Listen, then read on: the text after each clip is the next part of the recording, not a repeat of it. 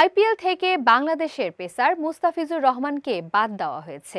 এই ঘটনায় তৈরি হয়েছে বাংলাদেশ ও ভারতের মধ্যে নতুন উত্তেজনা। এমন পরিস্থিতিতে দেশে আইপিএলের সব ধরনের সম্প্রচার বন্ধের নির্দেশ দিয়েছে সরকার।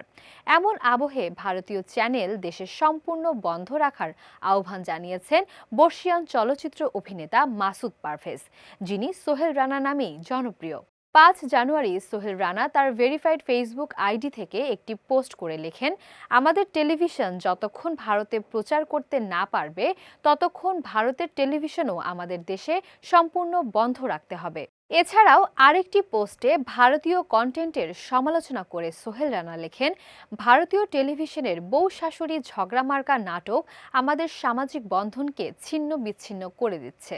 আইপিএলে 9,20,00,000 রুপিতে কলকাতা নাইট রাইডার্সের সুযোগ পেয়েও স্থানীয় রাজনৈতিক চাপ ও ভারতীয় ক্রিকেট বোর্ডের আপত্তিতে বাদ পড়েছেন বাংলাদেশের পেসার মুস্তাফিজুর রহমান। এই ঘটনায় উত্তাল দুই দেশেরই ক্রিকেট অঙ্গন, ক্ষুব্ধ বাংলাদেশিরা। তারকা অঙ্গনও এর ব্যতিক্রম নয়। এর আগে চলচ্চিত্র অভিনেতা মিশা সওদাগর এই ঘটনায় ভারতকে সরাসরি ধিক্কার জানান।